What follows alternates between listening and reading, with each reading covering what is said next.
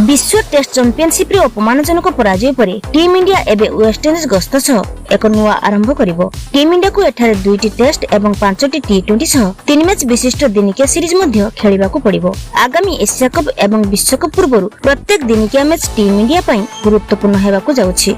तेबे दलर opener भाबरे captain Rohit Sharma एवं शुभमन गिल को चयन करा जिवो एवं ईशान को बैकअप ओपनर एवं रिजर्व विकेट कीपर भाबरे चयन करा जाई परिबो। एहा व्यतीत विराट कोहली एवं सूर्यकुमार यादव मध्य वेस्टइंडीज गस्तरे जिवे। एहा सह संजू सैमसन को दल रे चयन करा जाई परिबो एवं आईपीएल रे क्रमागत भल प्रदर्शन करुवा जितेश शर्मा मध्य एक भल विकल्प हेबे। एथि सहित हार्दिक पांड्या, रविंद्र जडेजा एवं अक्षर पटेल को दलर ऑलराउंडर भाबरे चयन करा जाई परिबो। वेस्टइंडीज गस्त पई दीर्घ दिन धरि बाहरे थिबा बॉलरों को दल रे अंतर्भुक्त करा जाई परिबो। कुलदीप यादव एवं युजवेंद्र चहल को स्पिन जोड़ी स्पिनर भाबरे अंतर्भुक्त होई परिबो। एथि सहित मोहम्मद सिराज, मोहम्मद शामी, शार्दुल ठाकुर एवं उमरान मलिक द्रुत बॉलर भाबरे दल रे रही परिबे।